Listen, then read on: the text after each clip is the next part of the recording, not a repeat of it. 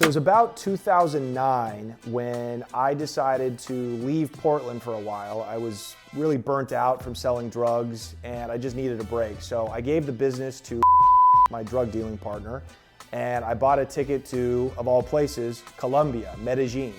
And before I left, I told my supplier, my guy from Sinaloa who was supplying me with coke and weed, I told him, hey, yeah, I'm going away for a while. I'm actually gonna be in Colombia. And he goes, oh, you're gonna be in Medellin, okay. And he writes down a number on a piece of paper and he hands it to me and he said, when you're down there, you look this guy up, he's gonna take care of you. And I said, wow, that's weird, okay. And I didn't really think anything of it. So I get to Colombia and I check into my hotel. And I called the number that gave me. So it rings a couple of times and then a man picks up and in Spanish, the first thing he says is, what do you need? So I tell him I need some weed. And he said, okay, text me your location, we'll have a car there in 10 minutes. 8 minutes later, I get a text. Your car is waiting for you outside. So I walk outside my hotel and there's a taxi waiting for me, an old school yellow taxi, but the light is off on top. There's no service light going on. And later on, I was to find out that in Medellin, that means it was a special taxi. When the light's off, that means it's there to move drugs from place to place. The back door of the car opens up and I jump in. And in the back seat, there's this huge Colombian dude built like a brick shit house, and he's got a fucking gun sticking out of his waistband. He hands me a blindfold, and he's a nice guy. He smiles at me, and he politely asks me, he says, could you please put this on, sir? Now I'm a little worried. I'm like, dude, it's not that serious. I don't need to smoke weed this badly.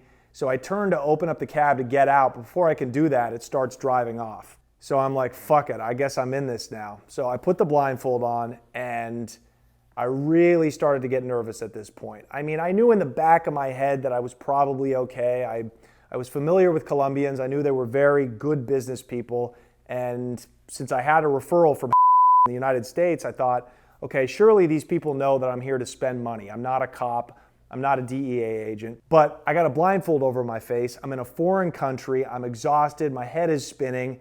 And I got a gigantic guy with a gun sitting next to me. It was probably only a 10-minute taxi ride, but it felt like 3 hours. But finally, the cab comes to a stop, and the guy sitting next to me tells me I could take the blindfold off. So I get out of the cab, and I look around, and I realize, oh, I'm in the barrio. I'm in the ghetto. There's little kids with walkie-talkies strapped to their chests, riding their bicycles around the streets. I glance up at the rooftops of the adjoining buildings, and there's lookouts with guns kind of scanning for any sign of police. So now I realize I'm in a place where I really shouldn't be. I'm in no-go zone. But I know I'm getting good drugs wherever I'm going. So he takes me into one of these townhouses, and it's real nondescript, but I walk in, and in the living room, there's a bunch of young men, couldn't be more than 21 or 22 years old, and they're smoking weed, and they're loading guns. And I look over to the corner, there's a guy being helped into a wheelchair. And I asked the guy who brought me in, I go, well, what's going on with him? And he told me that's he's one of our guys. He took one in the back last week in a shootout. I said, okay. So I was taken upstairs to the second level of the house, and I'm introduced to the guy who I was on the phone with. This little 5'3" dude. He introduces himself and he says, hello, my name is you're good friends with I know good people. I said, yeah, very good people. He says, okay, what can I do for you? And I said, well, I'm looking for some weed. And he said, okay. And he takes 2 gigantic garbage bags and he drops them at my feet. And they're stuffed with kilos and kilos of weed. And he said, do you want the good shit or you want the bad shit? And I said, well, give me the good shit. How much is the good shit? And he points to me and he says the peso amount. And I do some quick math and it's $50 American. $50 for 1,000 grams of weed. So it was like funny to me. I was like, give me 5 of them. I don't give a shit. $250 will get me 5 kilos of weed? Yeah, give it to me.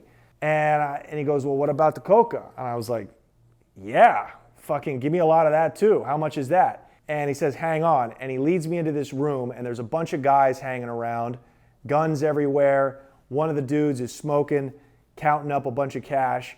And he opens up a safe underneath his desk and he takes out a brick of cocaine and places it on the table. And I said, that's good shit? And he goes, that's the best shit. He takes out a knife and he cuts it open and fucking cuts up an earthworm-sized line for me right on the knife, and he holds it up to my face, and I fucking just shoot it up my nostril, and it felt like I was sniffing air. It didn't taste like anything. Couldn't taste the chemicals, couldn't taste the cut.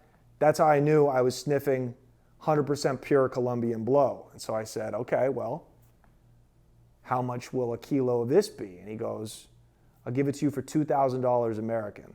$2,000 for 1,000 grams of coke. That's $2 a gram.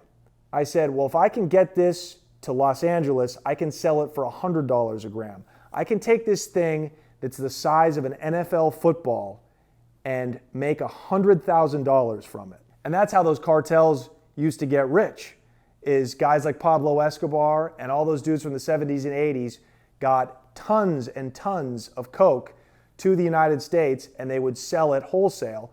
So these guys can take a brick of cocaine that they manufacture for $2,000 and sell it wholesale in the United States for $35,000. And they can do that 1,000 kilos at a time. That's how these guys made billions and billions of dollars.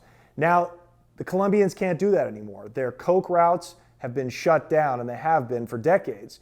So they rely on guys like me, but cartel members, to come buy the kilos from them and then ship it back to their respective countries.